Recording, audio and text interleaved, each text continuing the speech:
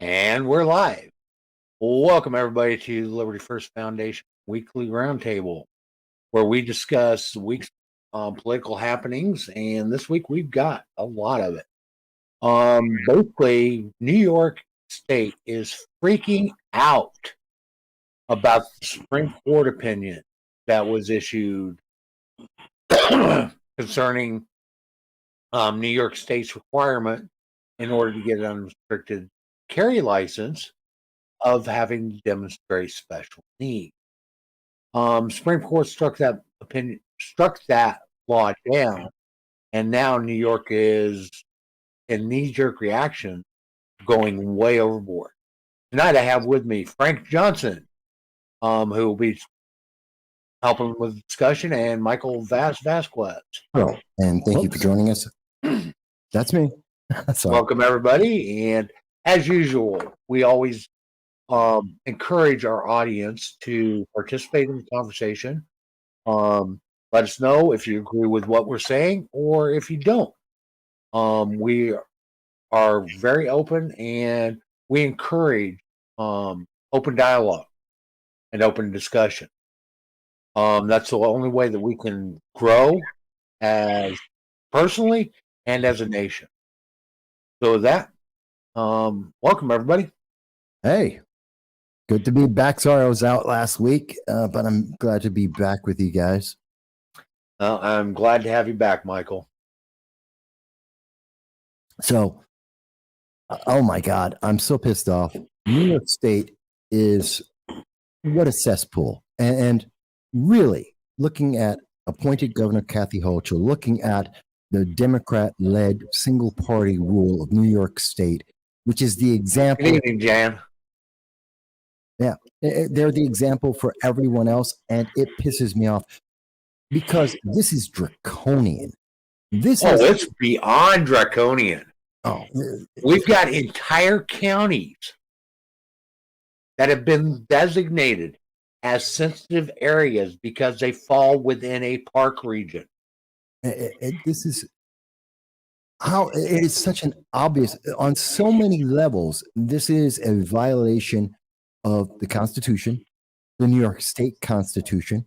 It is an attack on our Supreme Court. And worst of all, when we take all that into account, the worst thing is it doesn't make anyone safe. No. It will not protect a single person. So it is completely ineffective. It is useless. And its only effort is to say, screw you, you don't have any rights. If their knee-jerk reaction has done anything at all, what it has done is hang billboards all over the city and state of New York that tells criminals exactly where to find their most vulnerable victim. Yeah. It is absolutely that counterproductive. It is increasing the potential for harm of people in New York State. Yeah, so hey, listen, guys, if you're looking to mug somebody, looking to kill someone, looking to rape somebody, this park, this avenue, this area over here, you're guaranteed not to find anybody who's got the ability to fight back. So have at it. Go in there and wreak all the havoc that you want, because we've made sure that nobody here is allowed to carry a firearm to defend themselves. Yeah. Here's the really sad thing. Okay, legislation, which they did in an emergency session, just like they did with the SAFE Act, is going to take at least 2 months before it goes into effect. So how it's an emergency, I don't really understand, but that's beside the point. It literally designates the Adirondack Park area, the Catskills, essentially every park within the state of New York, which there's over 350,000 square miles of designated parks in the state of New York. They've been designated as sensitive areas. And as I was saying, in some places, entire counties are designated as safe area, as sensitive areas. And these are counties where hunting is a huge part of the recreational venue up here, and you will no longer be able to hunt with a firearm because all firearms are no longer allowed in parks in the state of New York. You know, we should make this very clear for everyone at front. So, the Supreme Court, let's make sure we get all the background so everyone's on the same page. Yep. The Supreme Court came in, looked at it was New York State versus Bruin, Bruen. In other words, New York Pistol and Rifle Association against Bruin, Bruen, which is New York State. And they said, the Supreme Court said, you have a right, an absolute right by birth as an American citizen to have your Second Amendment rights, to be able to carry a firearm. That New York State must give you a license unless there is a significant and serious problem to prevent you from being able to exercise your right. New York State, as a reaction, said, oh my God, American citizens may be armed. We have to stop that.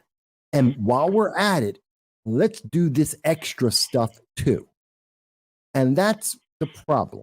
Not only did they say we have to stop someone from exercising their rights, they added on extra things that just help them politically to punish people who even think about exercising their rights.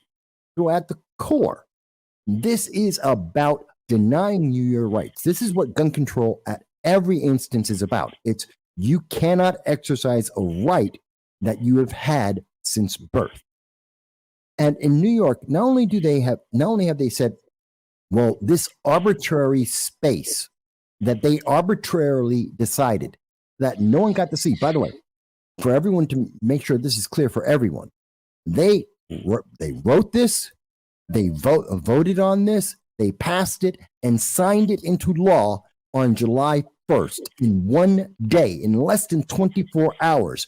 No one got to see it until after it was a law. No one got to comment on this until after it was a law. They rammed this through because they knew if anyone saw this, they would say, this is a problem.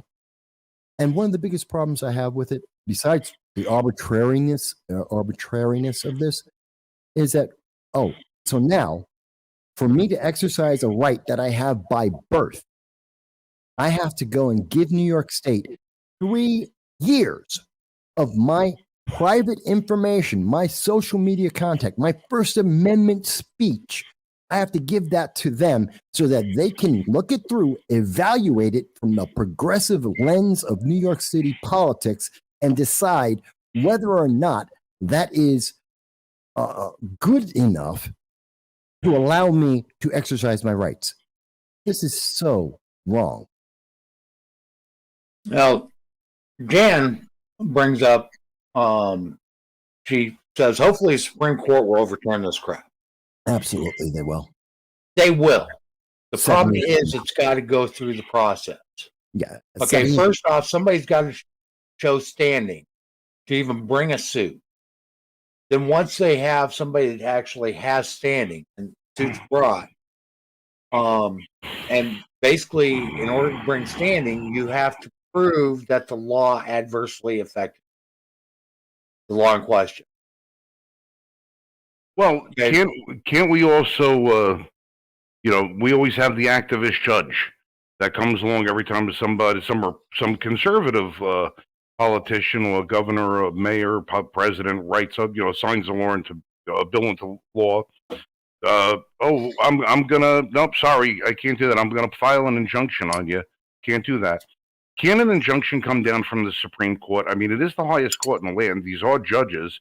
Wouldn't Clarence Thomas, after sitting on a bench for 30 years, having never said a word, finally coming out with the most landmark decision in the entirety of his career, being the person to put pen to paper and write the opinion, wouldn't he sit there and go, did you sons of bitches listen to what I said? And say, nope, injunction. He can't do an injunction until there's a suit addressing the legislation. And the Supreme Court won't do that because that would be stepping on the toes of the lower courts. They won't touch anything in a lower court, it has to come to them through the process. So that won't happen. But another court could step in Right. and say, hey, we're going to, based on the violations of First Amendment, Second Amendment, Fourth Amendment. But they have to show that they have jurisdiction, and they can't show that until they have an active suit. Well, then hopefully one of these lower courts that has a high percentage of hunting population, like Shenango, Broome, Sullivan, all these counties that rely on that 3 or 4 weeks every year, when thousands of hunters disseminate upon those counties and bring the lifeblood of funds into those small towns.